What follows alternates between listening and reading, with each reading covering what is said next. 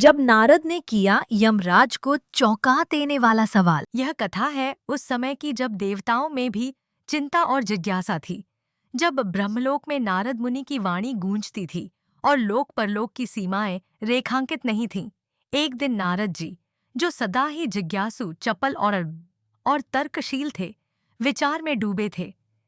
उन्होंने सोचा, यमराज धर्म के स्वामी हैं, परंतु क्या उन्हें भी हर प्रश्न का उत्तर पता है? तुरंत अपनी वीणा उठाई और यमलोक की ओर चल पड़े। यमराज उस समय धर्म सभा में आत्माओं का न्याय कर रहे थे। जैसे ही नारद प्रकट हुए, सभा स्तब्ध हो गई।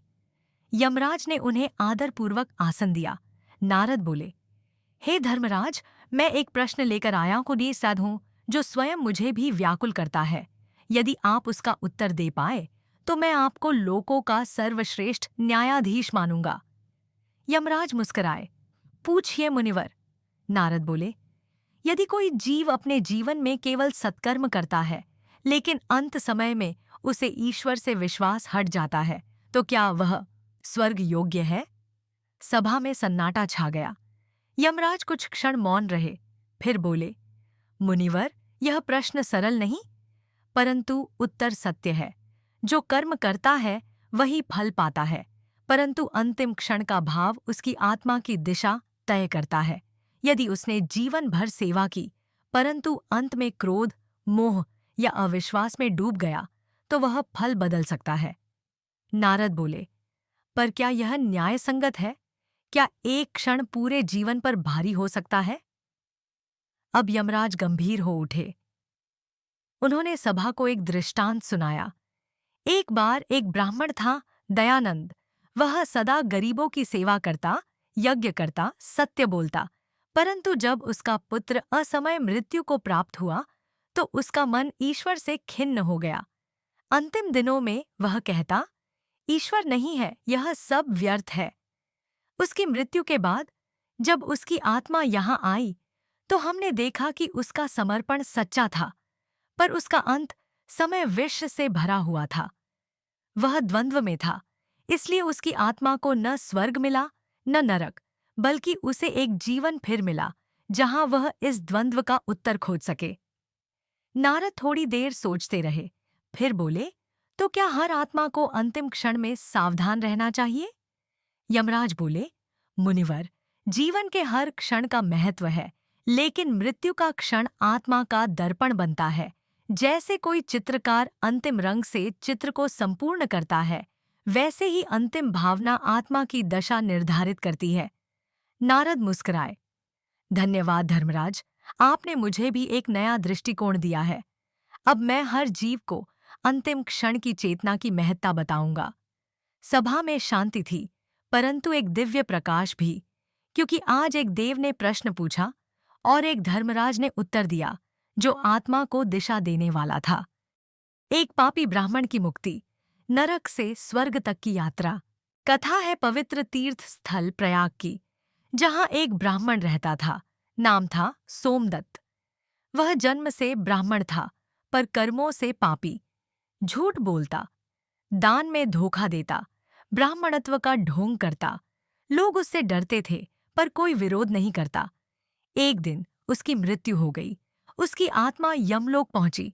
चित्रगुप्त ने उसके पापों का लेखा पिरा और उसे नरक में भेजा गया।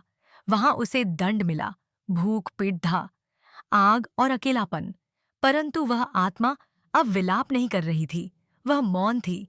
नरक के एक कोने में एक आत्मा थी जो उसे रोज अपने भाग्य को स्वीकार करने की प्रेरणा देती। वह कहती, पाप किया है तो भुगतो, पर पश्चाताप में शक्ति है। यह सुनकर सोमदत्त रोने लगा, सच्चे हृदय से। यमदूतों ने यह परिवर्तन देखा और यमराज को सूचना दी। यमराज ने कहा, जो आत्मा स्वयं को दोष दे और सुधार की इच्छा रखे, उसे अवसर दिया जाए। सोमदत्त को एक तपस्वी के रूप में पुनर्जन्म मिला। वह जन्म से ही मौन व्रती था, सेवा करता, तप करता। उसी जीवन में उसकी आत्मा शुद्ध हो गई और उसे स्वर्ग प्राप्त हुआ। नरक और स्वर्ग के बीच की यह यात्रा हमें सिखाती है कि पापों का अंत पश्चाताप से होता है और मुक्ति प्रयास से। विकट वन की वो साध्वी जिसने काल को रोका। प्राचीन काल में एक विकट वन था जहां कोई साहस नहीं करता था प्रवेश का। उसी वन में रहती थी एक साध्वी, नाम था अनसुया। वह न तो प्रसिद्ध थी, न ही किसी आश्रम की अधिष्ठाता, पर उसकी साधना ऐसी थी कि पशु भी उसकी गोद में बैठ जाते थे।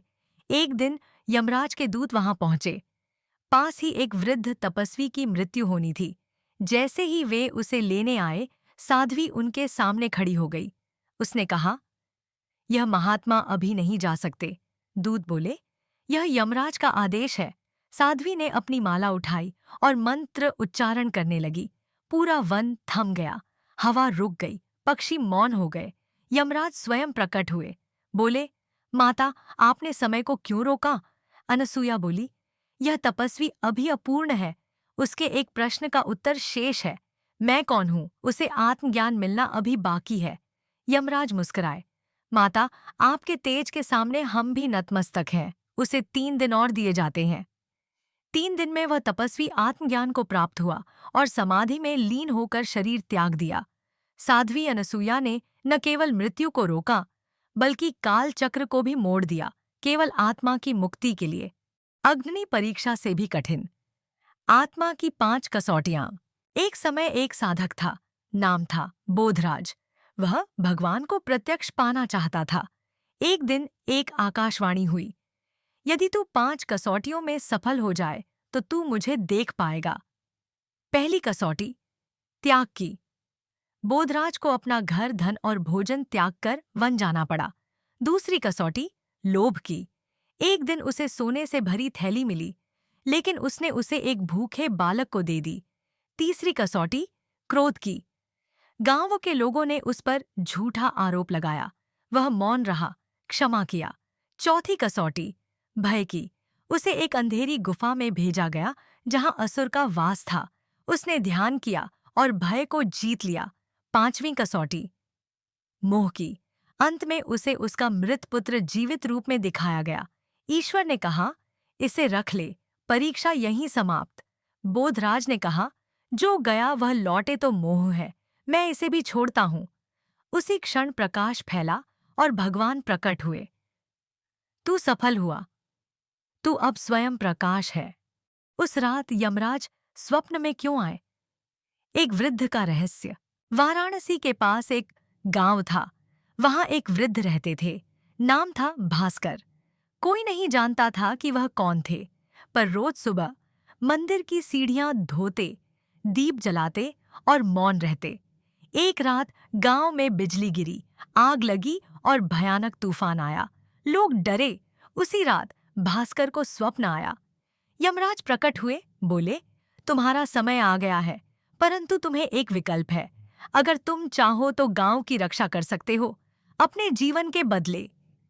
भास्कर ने मुस्कुराकर कहा, मेरे जीवन का अर्थ ही सेवा है, इसे मैं समर्पित करता हूं। अगले दिन तूफान थम गया, आग बुझ गई। लोग चकित थे, परंतु भास्कर नहीं दिखे। उनके स्थान पर एक चिट्ठी थी, जो न दिखे वही हरिये से वियोगो दिखे वही ईश्वर होता है। सेवा ही मेरा धर्म था। गांव वालों ने मंदिर में एक दीपक स्थायी रूप से जलाया और उसे नाम दिया भास्कर ज्योति। जब स्वयं मृत्यु ने जीवन से क्षमा मांगी। यह कथा है अनंतपुर नामक स्थान की। वहां एक युवती रहती थी, विभा। अत्यंत सरल, सच्चरित्र और संयमी। वह लोगों की सेवा करती और रोगियों की देखभाल। एक बार महामारी फैली। विभा दिन रात सेवा में लगी रही, स्वयं बीमार हुई, पर लोगों ने उसे संभाल लिया। तभी यमदूत आए, लेकिन यमराज ने कहा, रुको, मैं स्वयं जाऊंगा। यमराज विभा के सामने प्रकट हुए, बोले, तेरा समय आ गया है। विभा बोली, मैंने तो जीवन सेवा में दिया है, क्या मृत्यु भी सेवा मांगती है? यमराज मौन हो गए, बोले, मैंने तुम्हारे जैसे को कभी नहीं देखा। आज मैं मृत्यु होकर भी जीवन से क्षमा मांगता हूं। उन्होंने उसका जीवन बढ़ा दिया। विभा वर्षों तक जीवित रही। जब वह गई तो लोग कहते थे, जीवन ने मृत्यु को बदल दिया। समाप्ति।